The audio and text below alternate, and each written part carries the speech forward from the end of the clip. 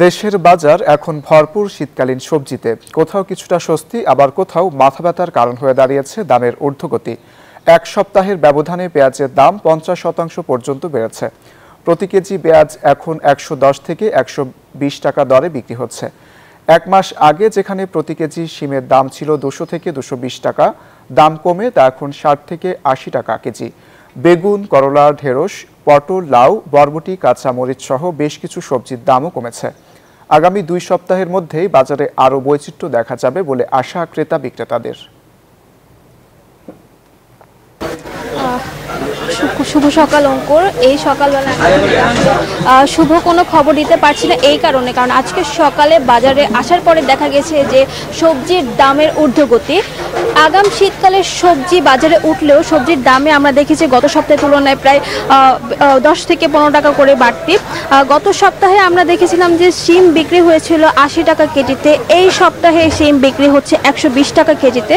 এছাড়া ফুলকপি, যেটা শীতের সবজি হিসেবে গণ্য করা হয়, সেই ফুলকপি এই সপ্তাহে বিক্রি হচ্ছে 60 টাকায়, গত সপ্তাহে যেখানে দাম ছিল মাত্র 55 টাকায়। দেশি গাজর বিক্রি হচ্ছে 150 টাকা কেজিতে। এছাড়া টমেটো বিক্রি হচ্ছে 120 টাকায়। পাশাপাশি কাঁচামরিচের দাম যেখানে বেড়ে 400 টাকা পর্যন্ত পৌঁছেছিল গত মাসে, এবং গত সপ্তাহে যার দাম কমে এসেছিল 140 টাকায়, এই সপ্তাহে সেই কাঁচামরিচ আবার পৌঁছেছে 160 টাকা কেজিতে। এছাড়া আকারভেদে লেবুর দাম 10 থেকে 15 টাকা পিস হিসেবে বিক্রি হচ্ছে। পাশাপাশি শীতকালীন সবজির মধ্যে যদি বরবটির কথা বলি, বরবটি বিক্রি হচ্ছে 80 টাকায়, বেগুন বিক্রি হচ্ছে 80 টাকায়।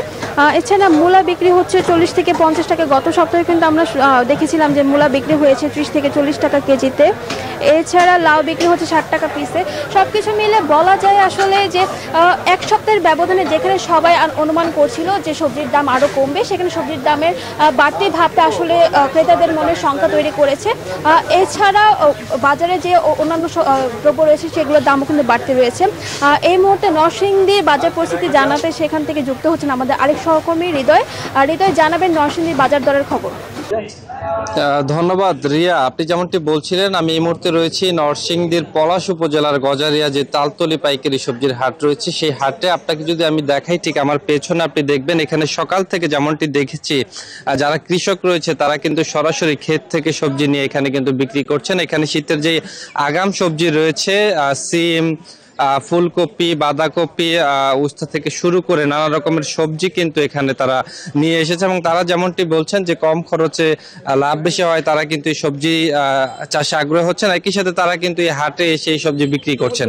আপনি যেমনটি জানেন যে নরসিংদীতে উৎপাদিত সবজির কিন্তু চাহিদা সারা দেশব্যাপী রয়েছে, যে কারণে পাইকার যারা রয়েছেন এখানে এসে এই সকল সবজি সরবরাহ করে থাকে। আমরা যদি একটু জানতে চাই, একটু যদি বলেন কি কি বিক্রি করছেন এখানে? আমরা বিক্রি করতে হচ্ছে উস্তা, শশা, সিম, কাঁচামরিচ, লম্বা, লেবু, এসব বেচতেছি, পাইকারি হিসেবে বেচতেছি আমরা।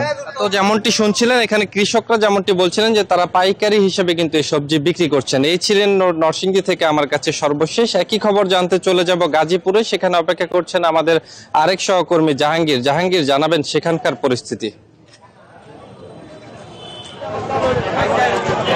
ধন্যবাদ হৃদয়। আসলে আপনি যেমনটি বলছিলেন, আমি রয়েছি গাজীপুরের একটি প্রান্তিক কৃষক যেখানে সবজি বিক্রি করে সেই বাজারটিতে। আমি যদি একটু জানিয়ে রাখি যে গত সপ্তাহের তুলনায় কিন্তু এ সপ্তাহেও গাজীপুরের বিভিন্ন জায়গায় কিন্তু বিভিন্ন বাজারে কিন্তু সবজির দাম কমেছে, এবং যে প্রান্তিক যে কৃষক রয়েছে তারা যে সবজি বিক্রি করছে সেই সবজির দাম কিন্তু এখন পর্যন্ত কিন্তু কম রয়েছে। তবে আমি যদি একটু জানিয়ে রাখি যে সাধারণ যারা কৃষক রয়েছে তাদের সাথে আমার কথা হয়েছে, তারা যেমনটি বলছিলেন যে উৎপাদনে খরচের তুলনায় যদি প্রান্তিক কৃষকরা তাদের ন্যায্য মূল্য না পায় তাহলে কিন্তু তারা একটু অস্বস্তি বা প্রকাশ করছেন, এবং তারা বলছেন যে গাজীপুরের যে বিভিন্ন যে বাজার রয়েছে সেই বাজারগুলোতে কিন্তু বর্তমানেও সবজির দাম কম রয়েছে।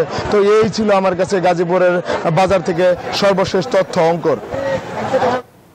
এক্সট্রিম মশার কয়েল প্ল্যান্ট ফাইবার দিয়ে তৈরি, তাই সহজে ভাঙে না, সুগন্ধিযুক্ত ও নিরবিচ্ছিন্নভাবে জ্বলে। ডেঙ্গু, চিকুনগুনিয়া বাহি সহ যে কোনো মশার বিরুদ্ধে দেয় এক্সট্রিম সুরক্ষা।